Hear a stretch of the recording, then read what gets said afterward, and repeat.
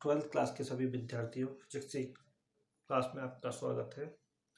देखिए, कल आपने निरक्षीय और समान बिंदु पर विभव निकालने के लिए डेरिवेशन कराए थे। उसमें से एक आध न्यूमेरिकल भी कराया होगा।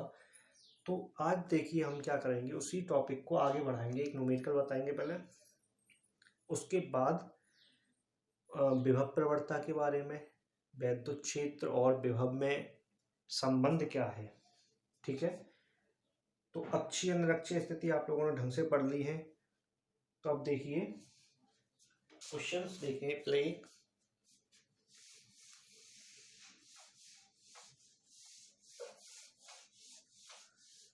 ढंग से पढ़िए, न्यूमेरिकलों पर ज्यादा फोकस करना है।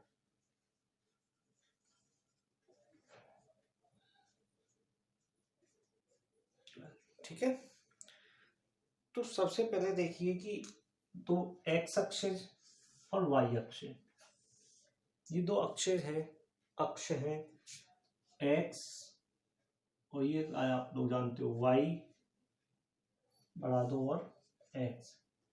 तो ये हो गया मूल बिंदु। ठीक है ना, ये क्या हो गया, मूल बिंदु। ये सबको पता है। यहाँ एक्स डैश हो जाएगा या नीचे वाई डैश हो जाएगा। तो यहाँ पॉइंट मान लो P1 और यहाँ मान लो P2। Clear, P2। एक मिनट देखते हैं आ रहा है कि नहीं साहब। ठीक है, तो मान लीजिए P1 की वैल्यू, यहाँ जो वैल्यू दे रखी है P1 की वैल्यू 2 × 10⁵। ठीक है, ये वैल्यू दे रखी है। और यहाँ ऊपर P2 की वैल्यू दे रखी है 5 × 10⁻⁵। अब मूल बिंदु से एक पॉइंट है यहाँ 3,3 और ये किसी अन्य बिंदु है, कोई एक सामान कोई बिंदु रखा हुआ है, उस पर हमें वैद्युत विभव के लिए वैल्यू निकालनी है। एक अक्ष पे रखा हुआ है और एक निरक्ष पे, ठीक है ना, एक अन्य बिंदु पर अक्ष और ये निरक्ष पे मान सकते हैं हम, ये अन्य बिंदु पर ये पॉइंट है। तो पहले हमें पता है कि ये 90 का कोण बनाएगा।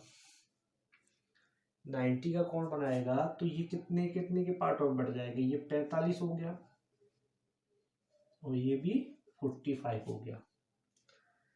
अब हमारे पास इसके बीच की दूरी नहीं है। हमें पता है कि B1 बराबर फॉर्मूला होगा B1 बराबर 1/4πε0 P cos थीटा अपॉन अन्य बिंदुओं पर ही है R²।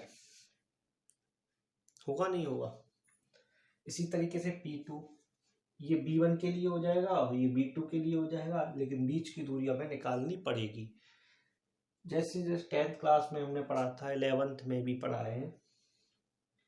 10th में और 11th में हमने क्या पढ़ा था, बीच की दूरी का फॉर्मूला ये था कि मूल बिंदु और जो बिंदु दिए हुए A, B, उनसे बीच की दूरी निकाल देते हैं। डिस्टेंस x1 - x2 का स्क्वायर प्लस y1 - y2 का स्क्वायर या y2 - y1 का स्क्वायर। ऐसे करके पहले हम इसकी दूरी निकाल लेंगे दोनों पॉइंटों के लिए। तो 3 का स्क्वायर 9 होगा और 3 का स्क्वायर भी 9 होगा। दोनों को जोड़ोगे तो कितना आएगा, 18 रूट के अंदर। तो 3√2 हम लिख सकते हैं। जो इनके बीच की दूरी आएगी वो आएगी 3√2। क्लियर। तो देखिए डायरेक्ट सॉल्व कर रहा हूं मैं। ये फॉर्मूला लगाएंगे तो B बराबर B1 प्लस B2, तो B बराबर 1/4πε0 P cos theta P1 cos theta R plus 1/4πε0 P cos theta R P2। तो B = 1/4πε0 कॉमन ले लो। यहाँ क्या बचेगा, 2 × 10⁻⁵ cos 45 3√2 का स्क्वायर प्लस 5 इंटू 10 की पावर -5 कॉस 45 3√2 का स्क्वायर। तो b इज इक्वल टू इसकी वैल्यू 9 इंटू 10 की पावर 9, 2 इंटू 10 की पावर 5, 1/√2, 3 का स्क्वायर 9, ये हो जाएगा 80 प्लस 5 इंटू 10 की पावर -5, 1/√2 अपॉन 18, 18। तो एक काम करो, 18 एलसीएम ले लेंगे तो b is equal to 9 into 10 की पावर 9, तो एलसीएम क्या आ जाएगा, ये √2 भी नीचे आ जाएगा, तो ये 7 इंटू 10 की पावर -5, 18√2, तो ये 2 से कट जाएगा, 9 से कट जाएगा 2 टाइम। तो b इज इक्वल टू 7, 5 घटाएंगे 4, 2√2, ये इसका आंसर आ जाएगा। ठीक है, ये इसका आंसर हो गया। अब देखिए नेक्स्ट पॉइंट है, ये तो बता दिया था शायद। देखिए नेक्स्ट पॉइंट है वैद्युत क्षेत्र की तीव्रता तथा विभव में संबंध या एवं विभव में संबंध।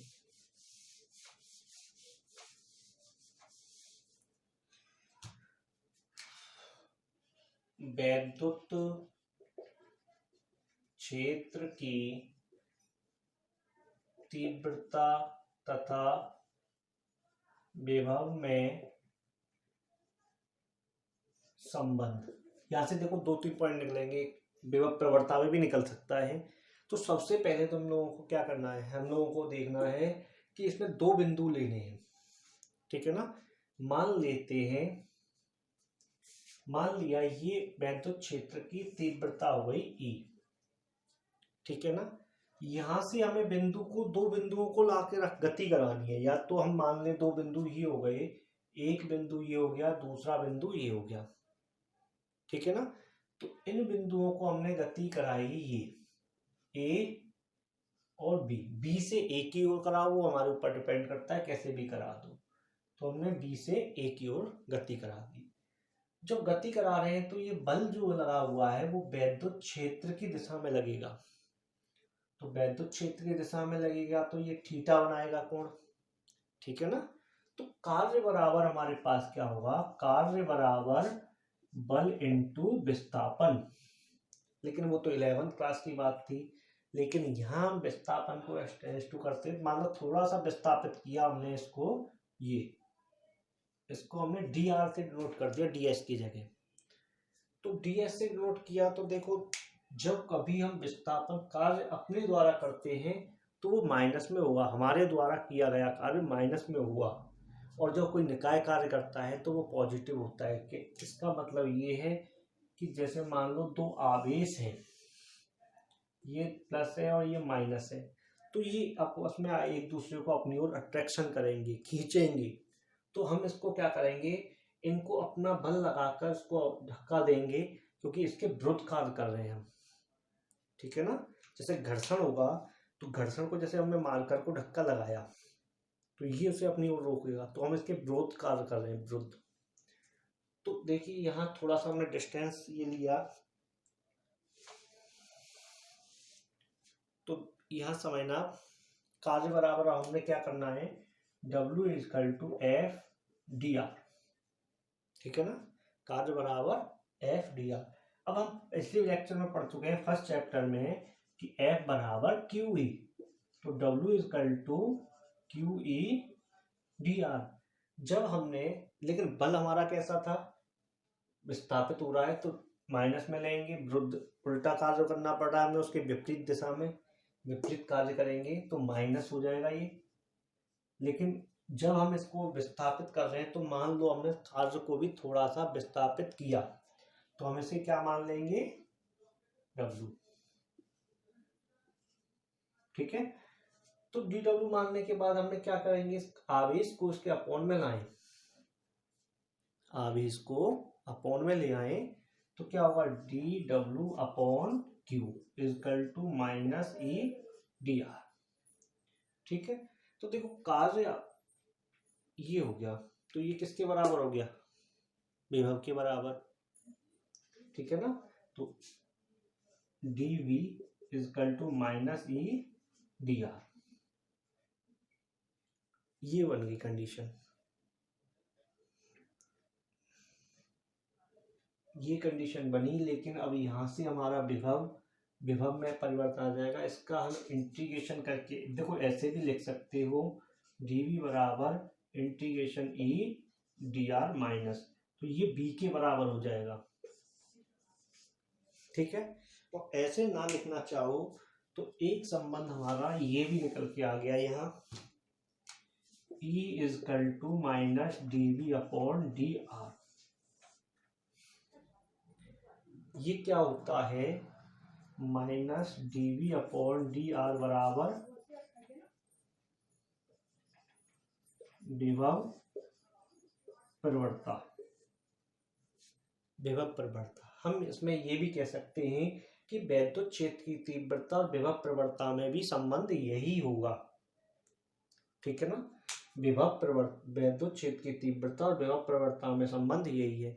लेकिन विभव प्रवणता की परिभाषा क्या हो जाएगी, दूरी के सापेक्ष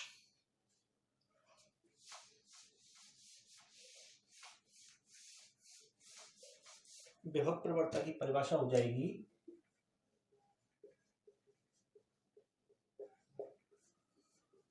देखो ये निकल के आया E बराबर D V upon D are.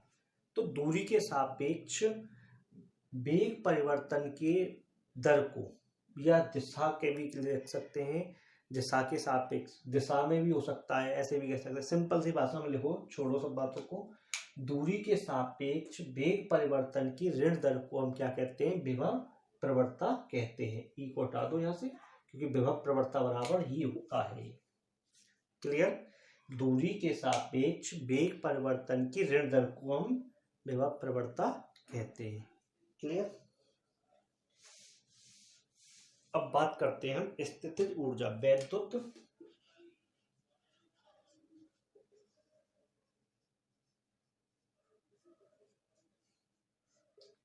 Concept समझना इसका ढंग से। देखो वैद्युत स्थितिज ऊर्जा क्या होगी, वैद्युत स्थितिज ऊर्जा अब मैंने बताया था, पहले भी बता चुके हैं, हमारे द्वारा किया गया कार्य ऋणात्मक होगा, कोई निकाय कर रहा है जो आपस में कर रहा है वो धनात्मक होगा। जैसे मान लीजिए किसी वस्तु को, मान लो कोई वस्तु है, अब हम इस पर फोर्स लगाते हैं, ठीक है ना। फोर्स लगा के इसको धक्का देते हैं, तो ये क्या है, ये जो घर्षण है उसकी गति का विरोध करेगा। घर्षण क्या करेगा, उसकी गति का विरोध करेगा। तो क्या होगा, जिसकी विरोध करता है, हमें बल ज्यादा लगा के धकेलना पड़ता है, उसमें क्या होगा, बल लगाएंगे तो वो कार्य हम उसे जबरदस्ती करा रहे हैं, ठीक है ना। अब मान लो ये प्लस आवेश है और ये माइनस आवेश है, ये क्या करेगा, एक दूसरे को अपनी ओर खींचेगा, ठीक है ना। खींचने पर ये आपस में कार्य करेंगे। एक वर्ड आता है इसी में, संरक्षी बल।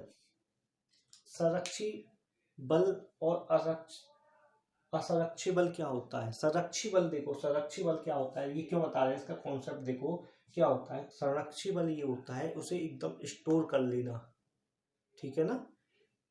जो बल लगाया उसे बल लगाने के बाद वो अपनी पुनः अवस्था में वहीं आकर रुक जाना, तो उसे हम कहते हैं संरक्षी बल।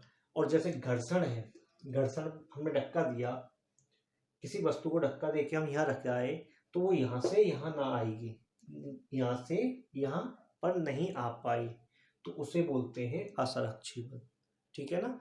तो देखो अब संरक्षी और असंरक्षी बल का इसी में ही कार्य है। संरक्षी बल भी कह सकते हैं, या दूसरी लैंग्वेज में परिभाषा लिखाएंगे हम। तो जैसे मान लो अब ये मार्कर है, मार्कर को हम यहाँ से यहाँ तक ले गए, ठीक है। यहाँ तक लाने में हमें कुछ ना कुछ तो बल लगाना पड़ेगा। अब बल लगा के छोड़ दिया, गुरुत्वाकर्षण के कारण क्या होगा, पृथ्वी उसे अपनी ओर खींच लेगी। लेकिन जो भी कार्य होगा वो अपनी ओर स्टोर कर लिया, फिर हमें बल लाना पड़ेगा, फिर छोड़ेंगे। क्या किसी वस्तु को एक स्थान से रख के दूसरे स्थान पर रख देते हैं, क्या वो दूसरे स्थान पहले अपनी जो पुनरावस्था है उसे प्राप्त कर सकती है? नहीं कर सकती। ठीक है, तो देखो सिंपल सी भाषा में इसकी परिभाषा लिखेंगे।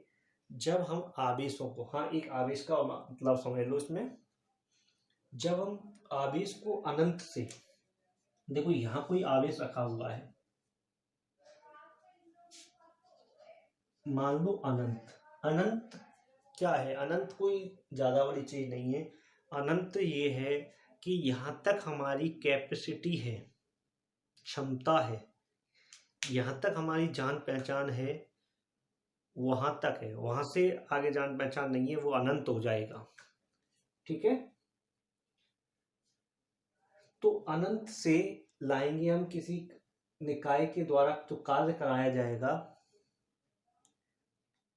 ठीक है, जब हम किसी आवेश को किसी निकाय बनाने में, जब हम किसी आवेश को निकाय बनाने में आवेश को कहां से ला रहे हैं? अनंत से। अनंत से उसकी स्थिति में लाने में जो कार्य करना पड़ता है उसे हम क्या कहते हैं? स्थितिज ऊर्जा। ठीक है, जब हम, ध्यान से सुनना, जब हम किसी आवेश को, देखो एक आवेश रखा हुआ है, जब हम आवेश को किसी निकाय के बनाने में, ठीक है ना, बनाने में कहां से ला रहे हैं? अनंत से। मान लो ये यहां लाना है हमें अनंत से बनाने के लिए कोई निकाय, तो यहां से हमें यहां तक लाने में, अनंत से लाने में जो कार्य करना पड़ेगा, ठीक है ना, जो कार्य करना पड़ेगा उसे स्थितिज ऊर्जा नहीं कहेंगे, लेकिन वो ऊर्जा के रूप में संचित हो जाता है। कार्य जो है वो ऊर्जा में बदल जाएगा। W बराबर क्या हो जाएगा? U।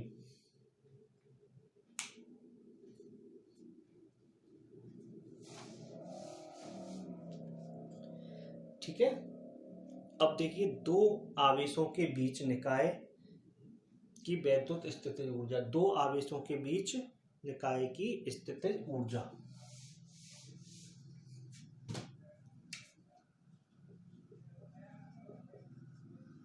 दो आवेशों के बीच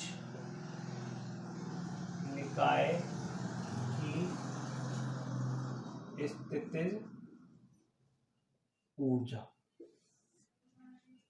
अब दो निकाय हैं, मान लिया हमने दो निकाय ये हो गए ए और बी,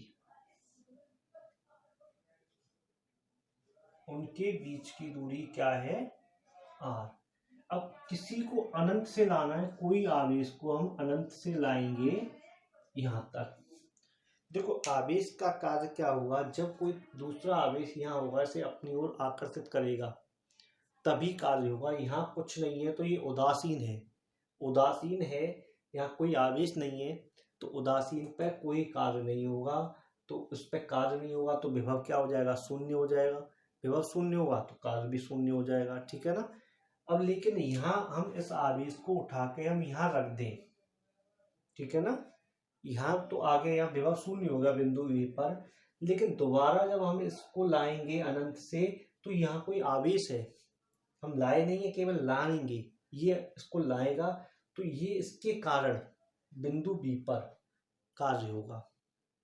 ठीक है, बिंदु बी पर विभव निकालेंगे तो बिंदु बी पर विभव में दो आवेश रखे हुए हैं। देखो यहाँ मान लो Q1 और Q2 दो आवेश हैं, तो Q1 को बिंदु ए पर लाएंगे, बिंदु ए पर अनंत से बिंदु ए पर लाने में किया गया कार्य या विभव, तो विभव क्या हो जाएगा? शून्य, क्योंकि इधर कोई आवेश नहीं है, तो आवेश ही नहीं है, उदासीन है, तो उस पर कार्य भी नहीं होगा।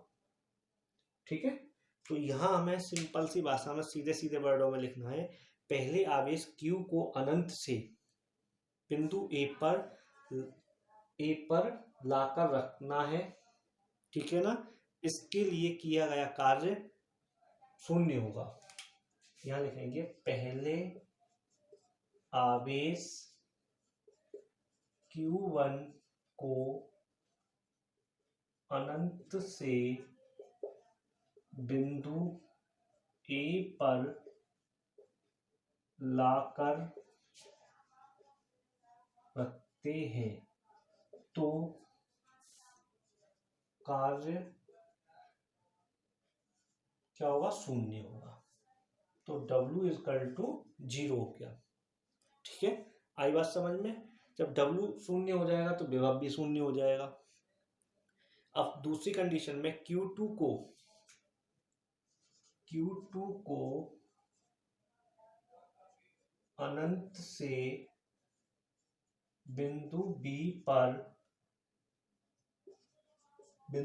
पर क्या करेंगे हम, बिंदु B पर एक काम करते हैं, रुको गलत हो रहा है थोड़ा सा। Q2 को अनंत से बिंदु B पर, इक्वेशन बन नहीं पाई इसकी, थोड़ा सा। Q2 को अनंत से बिंदु B पर विभव, ठीक है, अनंत से बिंदु B पर विभव।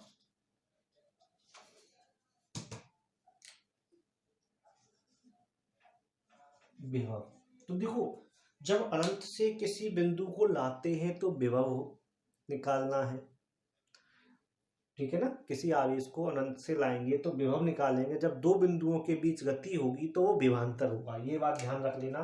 तो B is equal to 1/4 pi epsilon naught, बिंदु B पर ला रहे हैं लेकिन लाए नहीं है, B लाए नहीं है, B पर आ रहा है, ठीक है ना, आ रहा है। तो इसके लिए हमें Q1 ही लेना पड़ेगा।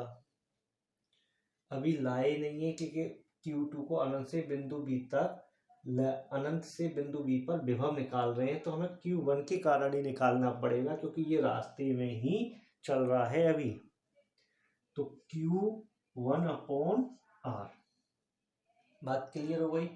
अब नेक्स्ट में दिखाएंगे, अतः Q2 को लाने में किया गया कार्य, अतः Q2 को लाने में किया गया कार्य। देखो, W2 is equal to B into Q2, तो W2 is equal to 1/4 pi epsilon naught Q1 Q2/R। देखो, कार्य को हम किस में संचित कर रहे हैं, ऊर्जा में। तो W बराबर U is equal to 1/4 pi epsilon naught Q1 Q2/R। ये आपका डेरिवेशन है इसका।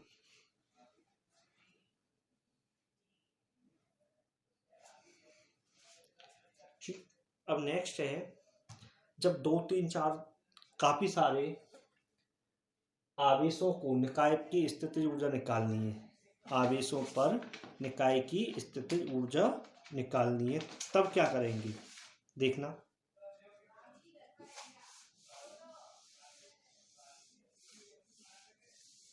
अब 2 3 जो भी है, कई सारे निकायों को स्थितिज ऊर्जा निकालनी है हमें आवेशों की। जैसे मान लो यहाँ कोई आवेश है Q1, एक यहाँ मान लो Q2, Q3, ठीक है, ये हो गया। तो इसकी वैल्यू क्या हो गई, 1 2 3 1। 1 2 का मतलब 12 नहीं है, पहले आवेश से दूसरे आवेश तक की दूरी है, और यहाँ 2 3 दूसरे से 3 तक की है। तो इसमें सिंपल सा फॉर्मूला है, U इजकल टू U12 21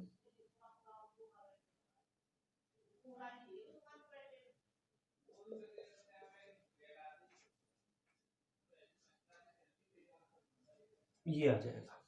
अब इनकी वैल्यू लगा सकते हो, Q1 Q2 की जगह ये आ जाएगा, ठीक है। अब एक छोटा सा क्वेश्चन देखना है, 3 हो जाए, ठीक है। छोटा सा एक बात और सुन लो, तो 3 आवेश हो गए। अब मान लीजिए 4 आवेश हो गए,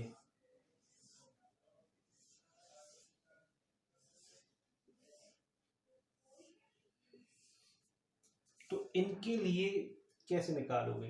देखो 4 आवेश हो गए तो देखो ये भी हो जाएगा, ये भी हो जाएगा, पहला, दूसरा, 3, 4, 5, 6, 6 बिंदु बनेंगे इसके। 6 पॉइंटों पे निकालोगे आवेश। ठीक है, पैसे इतना बड़ा नहीं आएगा, 3 तक ही पूछता है एग्जाम में। अब एक क्वेश्चन है, 6 माइक्रोकूलाम और 8 माइक्रोकूलाम के बीच की दूरी 3 है, तो स्थितिज ऊर्जा क्या होगी? ठीक है, देखो ये 6 माइक्रोकूलाम है, यहाँ 8 माइक्रोकूलाम है, उनके बीच की दूरी 3 सेंटीमीटर है, तो स्थितिज ऊर्जा क्या होगी? सिंपल सा है,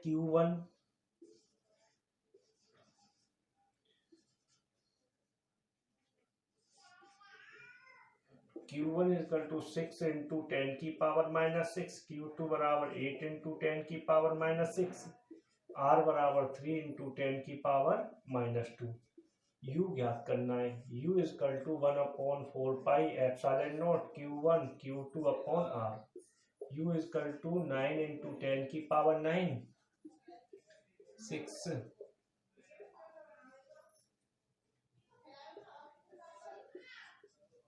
-2, 3 से ये कट जाएगा 3 टाइम, ठीक है ना, तो 18, 8, 6 तो 12, 12 से ये घटाएंगे, -3 + 2, 4, 12,